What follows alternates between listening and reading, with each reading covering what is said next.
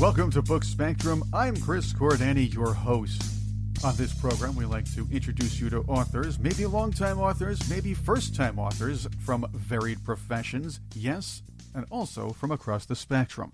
That's why we call it Book Spectrum. We have been through 200-plus days of 15 days to flatten the curve due to the COVID-19 pandemic. Beneath the headlines, the uncertainty has bred unemployment, loss of life's work, mental health and domestic issues, and a lot of other negative effects. Suits debate over when schools should reopen totally and when we can go out without government-imposed restrictions. With me on Book Spectrum is a man who wants to help. Reverend Dr. Robert L. Graham took some action by writing his newest book, Christ in COVID-19, Meditations for Peace in Times of Turmoil. Well, that sounds nice. Reverend Dr. Graham, welcome to the show. Thank you for having me, Chris. It's good to be on with you. It's good to be on, too. You sound rather chipper today, and that's a good thing, because in the misery that's been spread throughout the I'm not even just saying this nation, throughout the world, because of all the lockdowns and people getting really tired of not being able to see their favorite shows or concerts, if you will, or go out and do things as much as they would, and there are still people who are afraid to come out of their houses. You do sound like you have a positive message to give, and that's what we're here to hear. Yeah, well, I think it is positive, and it's not that I haven't suffered along with everyone else in terms of what this coronavirus has done. But what happens, I think, in the midst of this pandemic is, like other people, I've discovered joys very, very close to home that are often overlooked in our pre-pandemic days. I've discovered the joy of sitting with myself and not rushing here, there, and everywhere. I've discovered the joy of chewing my food, as my mother always advised many years ago, chewing it slowly and thoughtfully. So there are blessings to be discovered in spite of this umbrella, this terrible umbrella under which we live. I still prefer to wolf down my food like a vacuum cleaner, but the other stuff sounds pretty good. Yeah, well, just try it and see. See what it's like to chew slowly for a while. Let's get to the book. It's in COVID-19, Meditations for Peace in Times of Turmoil. You're a religious fellow, but it's not just a religious book, or at least meant for one denomination, just because it says Christ in COVID. But I want to get to that. Let's go back to why you wrote the book. Obviously, the COVID-19 crisis was the reason the book exists. But while many of us thought, hey, we ought to write a book about this, you actually did that. I understand some events transpiring from your community sparked your inspiration, though. That's right. I was retired, happily, but a friend who was undergoing liver transplant surgery said, look, can you pastor my small church in Red Hook, New York, while I have this operation? So he said, I started in October of last year and was supposed to end in March of this year, but he had to have a second transplant. So I said, I'll stick around until you're better. So in March, that's when COVID really exploded in our area. And because I couldn't get into hospitals and visit people, because I couldn't get into nursing homes or visit shut-ins because it was so dangerous, I wondered how I could help this struggling congregation who, like all of us, were dealing with fears of what this virus was about, fears of what they could do or not do, fears about how it spread and how long it stayed.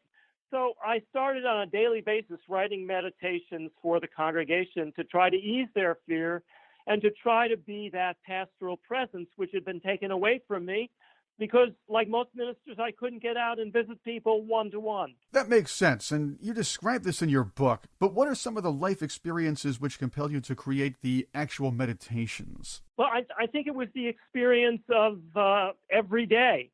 In other words, one day, for example, I got several calls of people who just wanted to talk because they were depressed. And I also have a degree from Columbia University in counseling. I was a clinician for a number of years as well.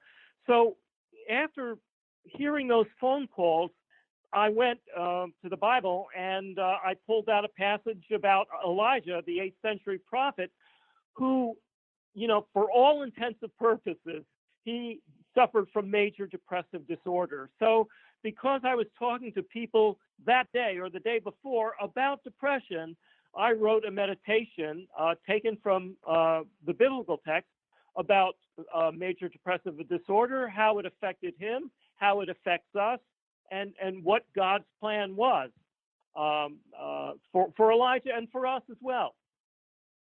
So it was really, many of my meditations were really kind of on the spur.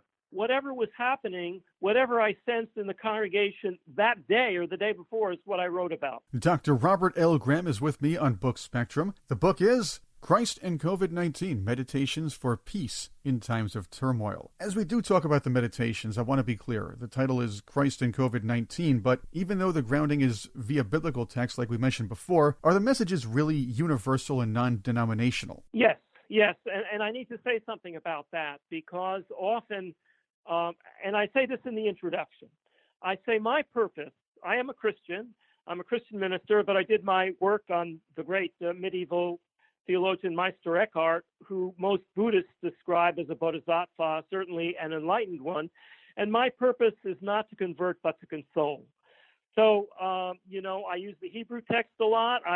There are a number of Buddhist stories in the book itself, including the legend of Buddha, how he had to struggle free from his princely surroundings in order to discover what reality was like.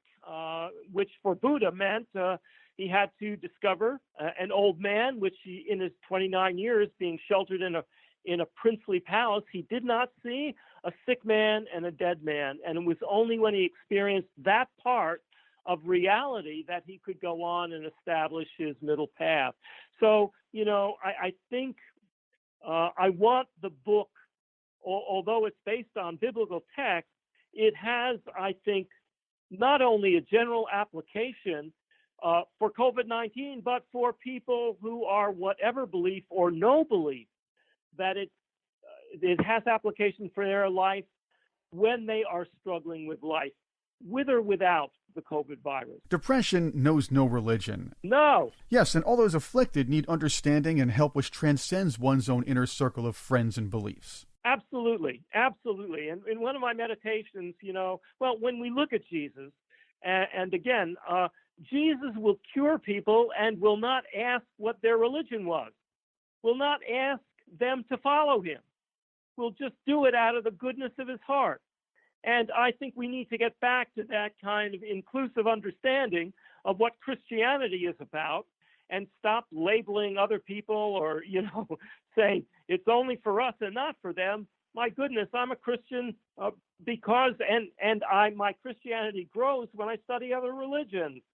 So I have been in dialogue throughout my life with Buddhist thinkers, with Hindu thinkers, with Jewish thinkers, with Islamic thinkers. I've studied the religious writings of all those.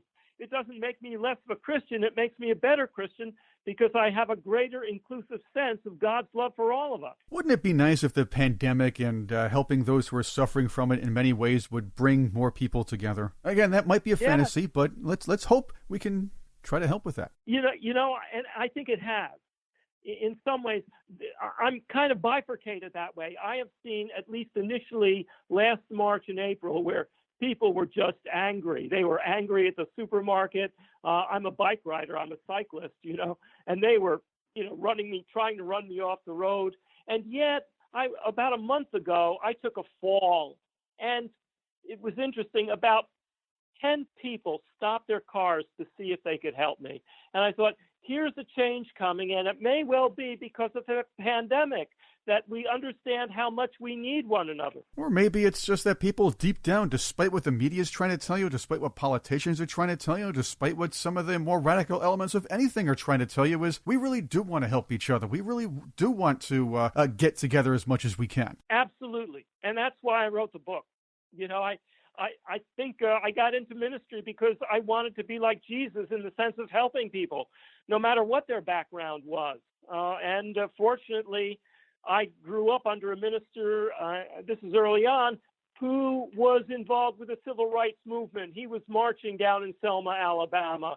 He was doing those things which needed to be done socially in order to bring us together as a society. So, I see maybe when we're under the threat of a pandemic, that people, some people run from it and run from others. Some people criticize others, but there are other people in which God's loving spirit brings the best out in them. Reverend Dr. Robert L. Graham is with me on Book Spectrum. We're talking about his new book, Christ in COVID-19, Meditations for Peace in Times of Turmoil. The book, which is meant to comfort others, wound up being an actual comforting force to you. Tell us about that. Yes, sometimes people have unrealistic expectations of what ministers are like, that our great joy is to help other people.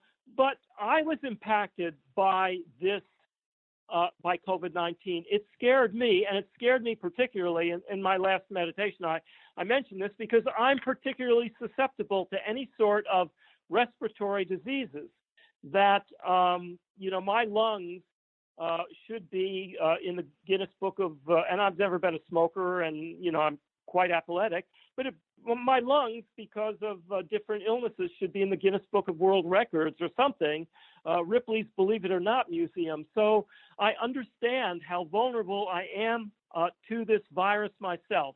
And so often the meditations were addressed to me. And I think if people read the prayers too, there's a certain intensity to the prayers, which indicate my own fear-ridden self. I'm saying to God, hey, look, I need you right now, and I am afraid. So, I think often for us to heal, we have to admit that we're afraid. And it helps to admit we're afraid not only to God, but to other people too, who can kind of comfort us and say, I am too. We can normalize our fear so that it doesn't overwhelm us. Wait a minute. You said your lungs are kind of compromised. You have some breathing issues, yet you climb mountains. You go up into thin air. Yeah. How'd you get into that? Yeah. And how does mountain climbing even help you with all of that? Well, I didn't know that I have blood clotting disorders and I have autoimmune diseases which affect my lungs. But I didn't know that till I was about 62 years of age. So I was climbing mountains. The highest mountain I climbed, the Iamani, I climbed that when I was 60 or 61.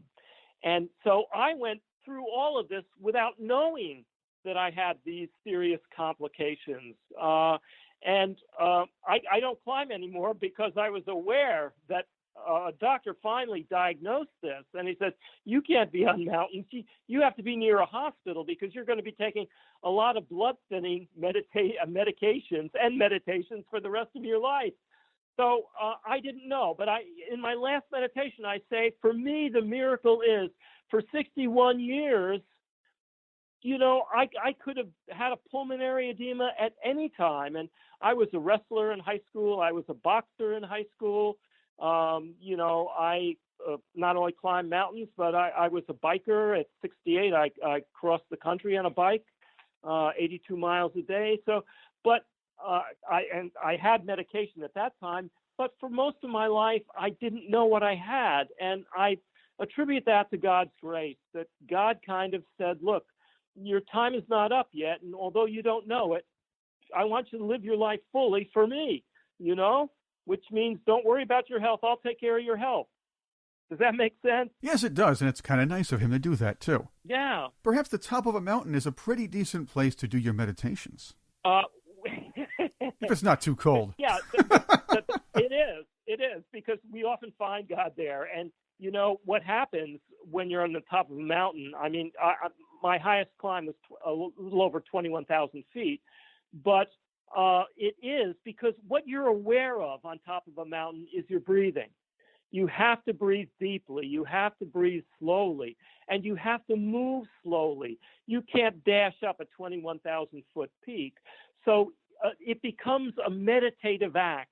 In some of these big mountains, you start maybe at 11 o'clock at night, and you summit around 6 or 7 in the morning. And so what you're seeing, in the mountains down south, I climb mostly in Bolivia, Argentina, and Ecuador. You see the southern sky, that beautiful starlight dapples the snow purple, and you can't help but be engaged in thinking about God and thinking about your life. It does help. And because you're struggling with breath too, you become very, very aware of the basics of life. And in many ways, it prepared me to help people who are struggling with breath, with respiratory issues with this pandemic. Reverend Dr. Grant, as we mentioned before, you have used biblical verses for the meditations in the book. How did you match them up with each other? I think it comes from a lifetime of ministry, but there were themes. For instance, I know the Bible well enough so that I understand where certain passages relate to certain things that were going on in our lives. For instance, in the Hebrew Scripture, there's a wonderful verse where the temple of, not the temple, but the Ark of the Covenant, God's presence, that King David brings it up to the new capital of Jerusalem. And we're told that he's dancing like he's doing pirouettes like Nureyev. And so much so that really he loses his loincloth. He's dancing naked. And that got me to thinking about the need for us to move our bodies during this time, that becomes important, that suddenly COVID-19 makes us very aware that we need to walk, that we need to run, that we need, and also to dance and exercise. I tell the story of this woman I knew.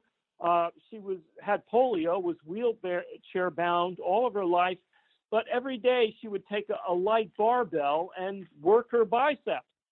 And every day she would tap her fingers on a desk like she was doing a jig. And, there are things we can do in the midst of this pandemic. And in fact, I think the pandemic calls us to really enhance the skills that God has given us, to use those gifts for other people and for ourselves. We're called to be more authoritative at this time. And when Jesus, in the Bible, when Jesus talks, or they talk about Jesus being authoritative, that he manifests authority without the requisite rabbinic training. Often I look at pandemic and we're called to, when young people say, our children say, hey, why can't I go out and mix with the crowd? And we have to kind of stand strong and say, because you might get it if you do. So as Jesus exercised authority for the good of others, so must we. And it also goes to the case of mask wearing. It wasn't hard for me to find a biblical text which says that the devil tempts Jesus to jump off the turret of the temple. And why the devil does it is simply to have Jesus perform a magic act. It held no good reason whatsoever. And what I say in that text is that, let's not test God by not wearing masks, by saying to ourselves, oh, look, we're a Christian or a Buddhist or whatever religion we are. We don't have to do that sort of stuff. God will take care of us.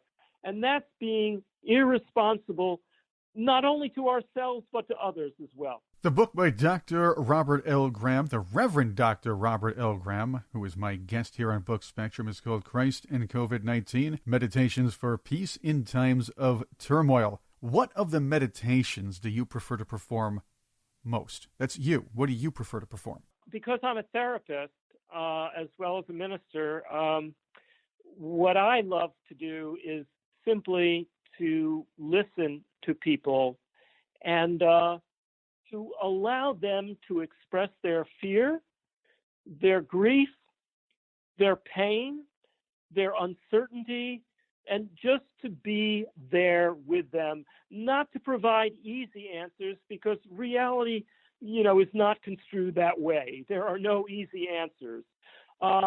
But to listen to them, and then, one of the meditations is that Jesus disguises himself after his crucifixion, and he's talking to his two disciples who are running away from Jerusalem and from the tragedy, and And he could have said, hey, look, I'm here, I'm well, but he disguises himself. They don't understand who he is.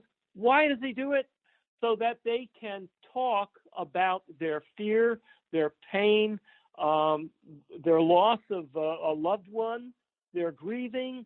So Jesus allows that to happen. And I think so much of the work I've done in this era, this time, is working with people who are grieving the loss of their jobs, grieving the loss of their spouses. I've had ministers I know who've died. In March and April, friends who've died of this. And so much of my work is grief work and caring for people and saying, look, and what I would call all of us to do is not run away from people's pain and grief. That maybe what God is calling us to do is to be there with them. We don't have to say anything comforting. All we have to do is hold their hand or walk around the block with them, and we've done them a great service. Reverend, you're a man of the cloth. Of course, I guess saying Reverend and then you're a man of the cloth kind of is redundant, isn't it? I'll take both. What story in the Bible do you feel is particularly apt for this time in history, and why? That's a great question. I'll tell you what one of my meditations is about. It's about the ability to have gratitude in this time, because often we think we can only be grateful for our lives, for a God who loves us, if we have the big ticket items. If we go to on a trip somewhere and big things happen to us. But we can be grateful for the simplest things. When I climbed Mount Kilimanjaro in Africa, I was invited down by my guides and by the cook to go to their poor village.